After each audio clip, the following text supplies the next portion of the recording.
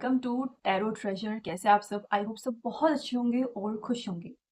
Last reading में हमने बात करी थी एक मेन पॉइंट पे कि क्या आप लोग पास्ट लाइफ से कनेक्टेड हैं या नहीं। जिसने भी वो रीडिंग नहीं देखी है आप जाके देख सकते हैं, बहुत यूजफुल रीडिंग है। तो जितने भी लोग रीडिंग देख रहे हैं तो उनके लिए यही आंसर था कि हाँ, आप लोग पास्ट लाइफ से कनेक्टेड है। लेकिन उस रीडिंग में बाद में मुझे लगा कि एक मेन पॉइंट मैंने मिस कर दिया है कि कनेक्टेड तो हैं पर कर्म क्या थे ऐसे जिसकी वजह से आप लोग दोबारा से मिले हैं। आज मेन फोकस उसी बात पे होने वाला है। साथ में हम आपकी एनर्जीज चेक करेंगे कि आपकी एनर्जीज क्या कहती है, और हम देखेंगे कि आपके पर्सन की करंट फीलिंग्स क्या है। सबसे पहले बात करेंगे आपकी एनर्जीज के बारे में कि आप किस चीज से डील कर रहे हैं।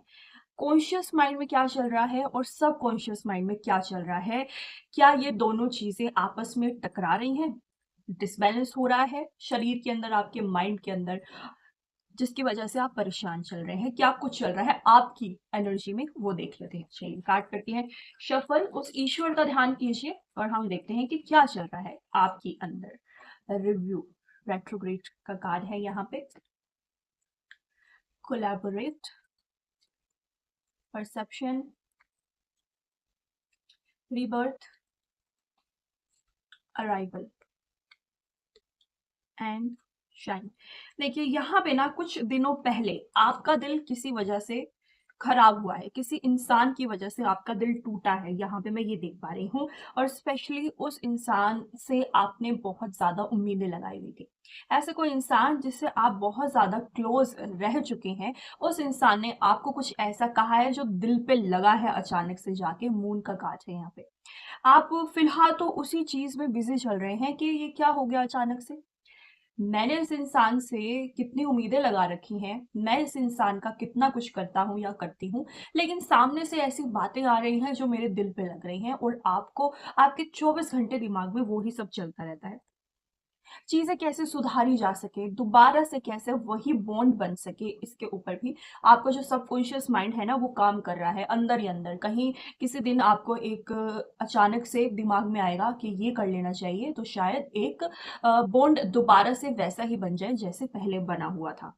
कोई मीडिएटर हो सकता है जो आपकी लाइफ में आने वाला है, या फिर कोई एक ऐसा इंसान अचानक से आपकी लाइफ में आएगा जो कि आपको थोड़ा सा दिलासा देगा, थोड़ा सा आपको आपके अंदर कामनेस लेके आएगा, आपके सबकॉन्शियस माइंड को थोड़ा सा मैं कहूंगी कि काम कर देगा। बहुत परेशान चल रहे हैं आई नो, लेकिन आपके अंदर पूरा करेज है हर एक चीज से डील करने के लिए, क्योंकि यहाँ पे शाइन का कार्ड आया है।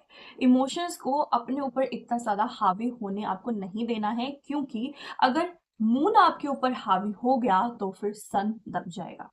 बट सन कभी नहीं दबता। अभी हावी हो गया तो दोबारा से निकल के आपकी एग्जैक्ट पर्सनैलिटी जरूर से निकल के आएगी। अगर अभी नहीं निकल पा रही है किसी भी वजह से, तो आपकी एनर्जी फिलहाल ऐसी चल रही है। चलिए आगे देखते हैं कि आपके पर्सन की करंट फीलिंग क्या है। हनुमान जी प्लीज गाइड कीजिए कि मेरे व्यूअर्स के पर्सन की करंट एनर्जी क्या है। 9th house, authority, cancer, abundance. अपने इमोशंस पे काबू पाने की कोशिश कर रहे हैं, साथ ही साथ अपने इमोशंस को दबा रहे हैं, कह सकते हैं कि रोक रहे हैं। अपने इमोशंस को अपने फेस पे भी आने नहीं दे रहे हैं। उनको लगता है कि आदमी के अंदर, स्पेशली मेल के अंदर, इमोशंस फेस के ऊपर नहीं आने चाहिए, हमेशा उनको सामने से बोल्ड दिखना चाहिए। और अगर आपसे कोई फीमेल भी कनेक्टेड है, यानी कि आप मेल हैं और फीमेल के बारे में आप ये रीडिंग देख रहे हैं, तो वो एक फीमेल ऐसी है जो कि ना अपने इमोशंस को बाहर निकलने ही नहीं देती है। जो सोचती है वो अपने अंदर रखती है, जो भी प्लानिंग करती है वो भी अपने अंदर रखती है, बाहर शो नहीं करती। बहुत हाई चांस है इस चीज के कि आप जिस फीमेल से डील कर रहे हैं ना, वो अपने आप में पूरी है, कहीं ना कहीं ईगो भी बहुत ज्यादा हाई है, अथॉरिटेटिव है, यानी कि उसे लगता है कि सामने वाला इंसान मेरे अकॉर्डिंग चले, वो मेरे अकॉर्डिंग सारी बातें करे, जैसे मैं कहती हूँ वैसे वैसे करता जाए। बट आप कहीं ना कहीं इस चीज का विरोध करते हुए मुझे नजर आ रहे हैं। चलिए आगे चलते हैं। लेट्स सी आपके पर्सन की करंट फीलिंग। दूसरे डेक से देखते हैं आपके पर्सन की करंट फीलिंग क्या है। The moon, night of wands, six of swords. देखिए आपके जो पर्सन है ना वो कहीं ना कहीं इमोशंस को साइड रख के अपने बाकी कामों में लगे हुए हैं। वो इमोशंस के ऊपर ध्यान नहीं दे रहे हैं फिलहाल। और कहीं ना कहीं वो ना मूव ऑन करते हुए भी मुझे नजर आ रहे हैं। उनको पता है कि यहाँ पे जितनी टेंशन है ना वो लग ही रहे, मैं आगे चलता हूँ, मैं आगे की तरफ फोकस करूंगा तो जिंदगी ज़्यादा सॉर्ट आउट हो जाएगी। सारे प्रॉब्लम्स को पीछे छोड़ के आगे चलने की वो ट्राई कर रहे हैं। यही फिलहाल की उनकी जो करंट सिचुएशन है ना बनी हुई है। कहीं ना कहीं इल्यूजन्स में भी चल रहे हैं, ख्यालों में खोए रहते हैं। किसी के भी ख्यालों में खोए हो सकते हैं, आई डोंट, मैं ये बात नहीं कह सकती कि आपके ख्यालों में खोए होते हैं या फिर किसी और के, बट किसी के ख्यालों में खोए होते हैं। चलिए देख लेते हैं किसके ख्यालों में खोए हैं। कोई थर्ड पार्टी तो नहीं आ गई है लाइफ के अंदर जिसने कुछ चीजें खराब कर दी हैं। Let's see. ओके, यहाँ पे आया फोर ऑफ स्वॉर्ड्स। देखिए अभी अनडिसाइडेड है, अभी डिवाइन आपको नहीं बताना चाह रहा, वो रिवील ही नहीं करना चाह रहा कि इनकी लाइफ में आपके अलावा कोई और है या फिर नहीं। वो अभी आपको इस चीज से दूर रखना चाह रहा है। डिवाइन नहीं चाहते हैं कि आप इस चीज की दोबारा से कोई अलग से टेंशन ले लें, वो नहीं चाहते इस चीज में। इसलिए अभी कोई क्लियर इंडिकेशन नहीं निकली है। फोर ऑफ स्वॉर्ड्स आया है, लेकिन कहीं ना कहीं मैं कह सकती हूँ कि तलवार गर्दन पे लटकी हुई है जिसका आपको ध्यान रखना चाहिए। अगर आपको लगता है कि कोई थर्ड पार्टी है तो डेफिनेटली आपको थोड़ा सा इन्वेस्टिगेट करने की जरूरत है। चलिए आगे चलते हैं। अब मेन पॉइंट पे फोकस करेंगे हम, क्या आप लोग पिछले जन्म से कनेक्टेड हैं। लास्ट रीडिंग में बहुत बातें निकल के आई थी तो आप देख सकते हैं। आगे चलते हैं कि कनेक्टेड हैं तो क्या थे पास्ट कर्मा आप दोनों के, जिसकी वजह से आप दोनों फिर से मिले हैं। Sun, page of pentacles, knight of pentacles की।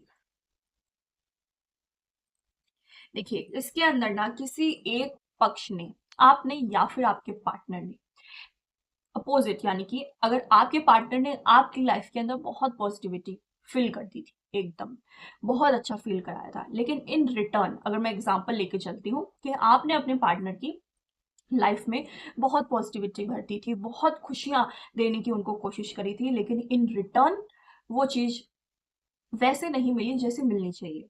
और ऐसा क्यों हुआ, यहाँ पे ना पेंटिकल्स बहुत हाईलाइट हो रहे हैं। तो यहाँ पे ना मटेरियलिस्टिक चीजों की वजह से उस इंसान ने आपको छोड़ दिया।